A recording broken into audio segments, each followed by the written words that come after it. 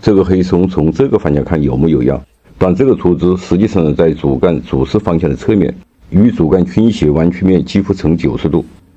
对松树的定型，先从主干开始，转一个角度，主干基本看不出弯曲变化。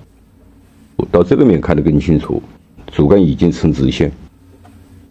像这种出枝，除非移位，否则与主干成型的角度相差太远，没有利用的价值。树桩定型除了看主干的弯曲变化，最有话语权还是它的根盘。所有的盆景在造型过程中都是以树的根盘为基础的。这是朝后的托根，之所以选定为斜杠造型，主要是这个树桩根的分布，根所形成的抓力才能为干的倾斜提供可能，这是一种客观规律。在树桩的定型过程中，出枝必须顺从主干。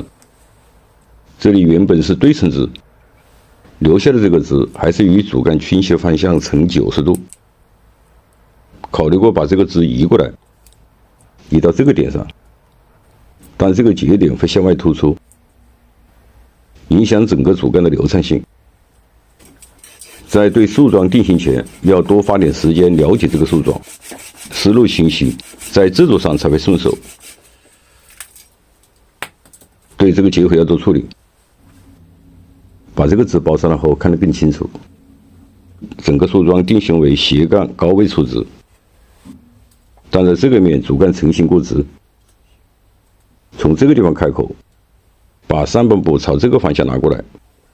在做拿弯之前，先把这个接口处理好。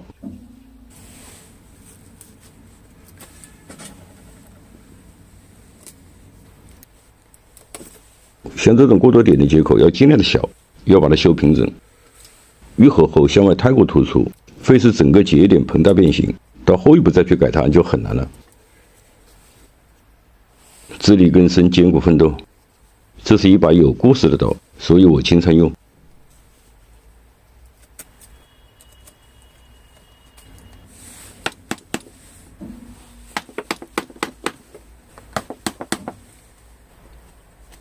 把接口修平整，愈合后才会自然。对松树接口修整好，不要等流胶再做密封处理。朝这个方向拿弯，开口选择在这个地方。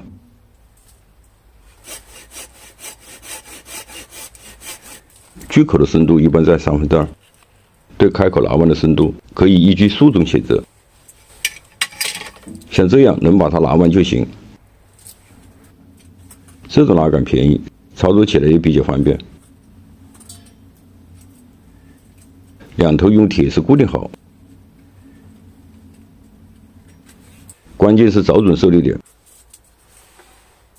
朝外旋转，就能将树干拿过来。受力点一定要垫上木块，在受力中小心树皮会顶破。把它拉到开口吻合，再锯一刀。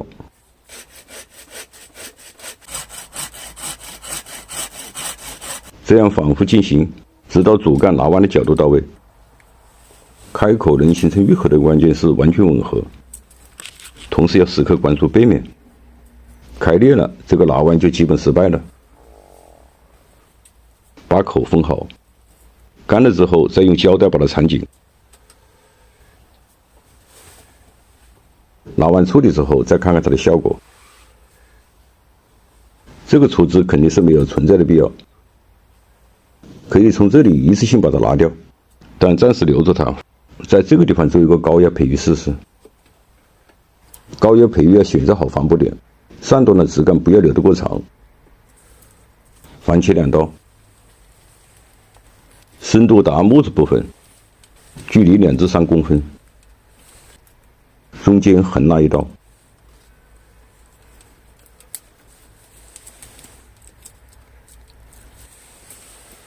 防波要注意，不要留有皮层连接，防切口一定要平整，这是高压成功的关键。关于松树高压培育，看看我发过的相关视频。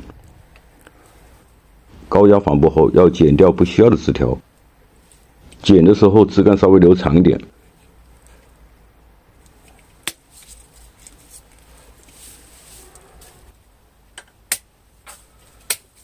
剪枝是为了减少消耗，同时也为以后高叶培育做一个基本的定型。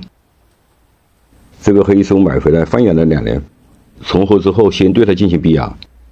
我看到很多朋友的留言，松树重合之后就开始动手造型。逼芽是玩好松树的第一步，这一步在松树整个培养过程中非常关键。出枝到位，松树定型和制度加工都有更大的选择余地。松树在定型制度前，除了逼芽，还要把它养旺盛。加工的过程会对松树生长产生一定的影响，而且像这种开口加工之后，对松树不能施肥。别指望完生树不能一步到位。松树不同于杂木，生长不好的松树不要动手。像这个松，虽然造型简单，但把这些枝养到位，没有10年8年是很难成型的。我是三九农茶，感谢您的收看，下期见。